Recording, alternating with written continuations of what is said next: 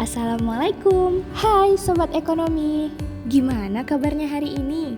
Semoga tetap sehat ya. Perkenalkan, kami dari kelompok 1 yang beranggotakan 5 orang, yakni Fauza Husna, Murti Sari Dewi, Timaya Izwana, Siska Handayani, dan Zahratul Ulfa. Video ini ditujukan untuk memenuhi tugas mata kuliah Manajemen Keuangan Syariah yang diampu oleh Ibu Puji Afriani MA. Adapun materi yang akan dibahas pada video ini berkaitan dengan Promes, Wesel, dan sertifikat deposito. Selamat menyaksikan ya. Baiklah, saya Murti Sari Dewi akan membahas materi pertama, yaitu tentang Promes.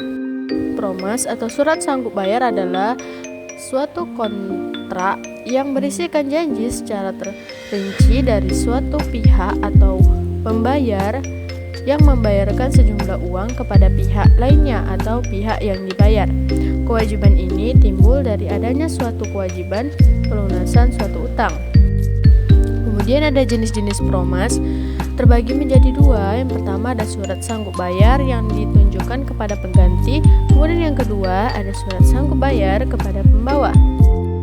Kemudian syarat dan ketentuan promes diatur dalam pasal 174 sampai 177 Kitab Undang-Undang Hukum Dagang yang berisi yang pertama keterangan tertunjuk atau klausul yang menyebutkan surat sanggup atau promes kepada tertunjuk. Kemudian yang kedua ada kesanggupan tak bersyarat untuk membayar sejumlah uang tertentu.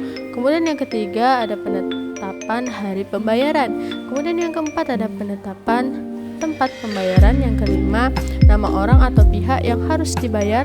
6 tanggal dan tempat surat sanggup ditandatangani. 7 tanda tangan orang yang mengeluarkan surat tersebut.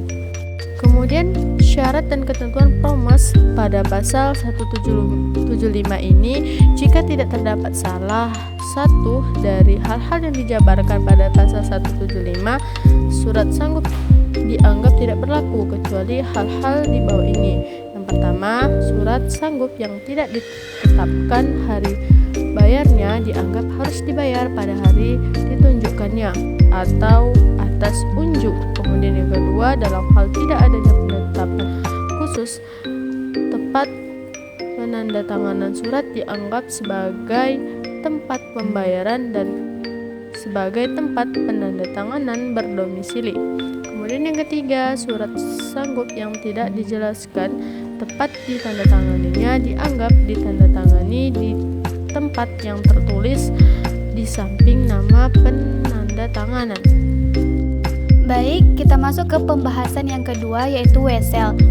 Wesel adalah alat pembayaran piutang yang biasa digunakan dalam beberapa aktivitas. Salah satunya saat berbisnis.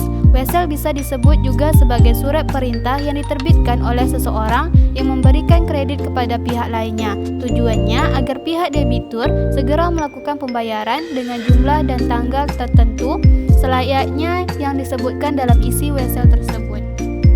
Dasar hukum Wesel sendiri diatur dalam pasal 100 hingga pasal 173 KUHD. Dalam pasal-pasal tersebut dijelaskan sejumlah syarat formal mengenai pembuatan sebuah Wesel. Meski begitu, KUHD tak memiliki pengertian eksplisit mengenai Wesel sebab pada pasal 100 hanya tersirat sejumlah persyaratan formalnya saja. Unsur-unsur dalam Wesel yang pertama merupakan sebuah perintah tanpa syarat yang dibuat dengan tujuan untuk membayar uang dalam jumlah tertentu. Yang kedua, pihak yang bersangkutan antara lain adalah penerbit, pihak tertarik atau tersangkut, pemegang, endosen, dan penerima. Yang ketiga, surat berharga dengan tanggal yang juga mencantumkan tempat di mana surat tersebut diterbitkan. Baik, selanjutnya jenis Wesel berdasarkan aturan KUHD. Fungsi Wesel tergantung dari jenis dan kebutuhan para pebisnis. Terdapat 6 jenis Wesel yang diatur oleh KUHD. Yang pertama, penerbit sendiri. Menurut pasal 102 ayat 1, Wesel penerbit sendiri diterbitkan dengan menjadikan penerbit sebagai pihak tersangkut. Jadi, pihak penerbit dan pihak tersangkut adalah orang yang sama. Yang kedua, penghitungan orang ketiga. Wesel untuk perhitungan orang ketiga diterbitkan melalui perintah dari pihak orang ketiga di mana pembayarannya dibebankan pada rekening pihak ketiga tersebut. Biasanya pihak penerbit wesel untuk perhitungan orang ketiga adalah bank. Yang ketiga, ada pengganti penerbit. Diatur pada pasal 102 ayat 1, wesel pengganti penerbit diterbitkan dengan cara menunjukkan diri sendiri sebagai pihak pertama pemegang wesel. Dalam kata lain, pemegang pertama wesel dengan penerbitnya adalah orang yang sama. Yang keempat, ada inkaso. Wesel inkaso adalah wesel yang diterbitkan dengan tujuan memberi kuasa terhadap pemegang pertama dalam menagih dana dari pihak tersangkut. Yang kelima, ada berdomisili. Wesel berdomisili diterbitkan dengan cara menentukan tempat pembayarannya sesuai dengan tempat tinggal atau lokasi yang ditentukan oleh pihak ketiga atau pihak tersangkut. Yang keenam, berdomisili blanko.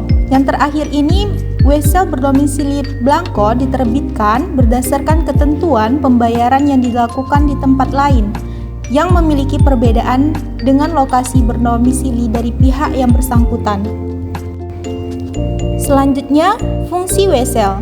Secara umum, fungsi wesel adalah sebagai sebuah alat kredit sebab pembayarannya dilakukan beberapa waktu pasca diperlihatkan atau diterima oleh pihak tertarik. Untuk lebih jelasnya, ada beberapa fungsi wesel. Yang pertama, menjadi alat pembayaran kredit. Karena tagihan dari surat tersebut masih digantungkan di tanggal pembayarannya dan disesuaikan dengan jenis dari wesel tersebut. Yang kedua, menjadi alat untuk mengirim uang. Sebelum rekening bank muncul, wesel umum dijadikan sebagai alat untuk mengirim uang.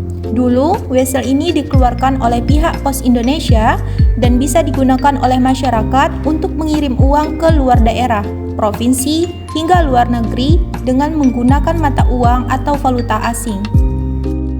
Selanjutnya adalah pembahasan mengenai sertifikat deposito.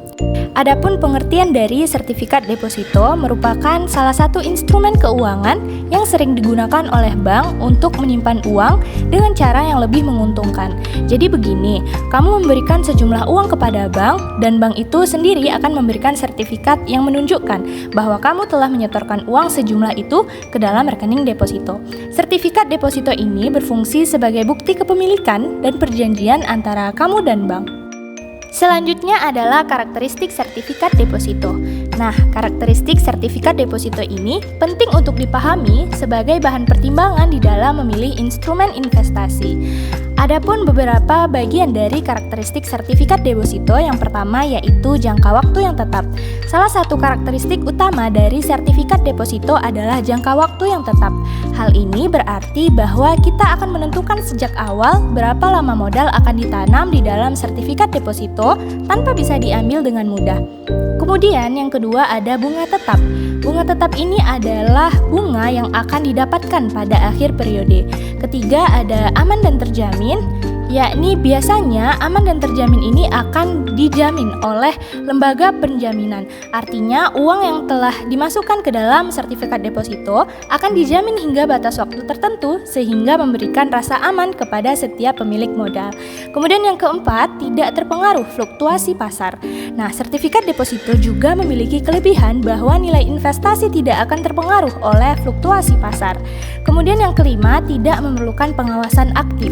Karakteristik lain yang menarik adalah bahwasannya tidak perlu melakukan pengawasan aktif terhadap sertifikat deposito. Setelah menginvestasikan modal pada satu produk sertifikat deposito, kita bisa fokus pada hal lain tanpa perlu khawatir terlalu banyak soal investasi. Materi selanjutnya yaitu adalah hal-hal yang harus diperhatikan sebelum mengajukan sertifikat deposito.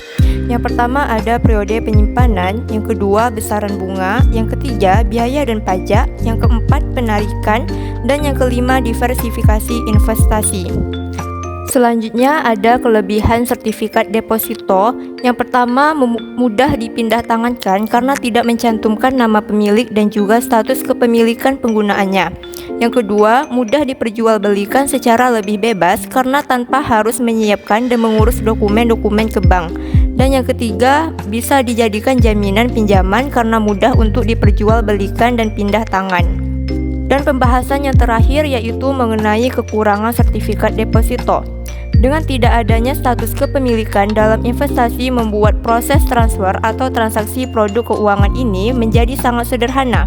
Hal ini juga meningkatkan risiko kehilangan atau pencurian sertifikat. Jika sertifikat tersebut hilang dan jatuh ke oknum yang tidak bertanggung jawab, maka sertifikat deposito tersebut dapat dengan mudah dicairkan dan hilang tanpa jejak. Sekian penjelasan dari kelompok kami, semoga bermanfaat. Terima kasih dan wassalamualaikum warahmatullahi wabarakatuh.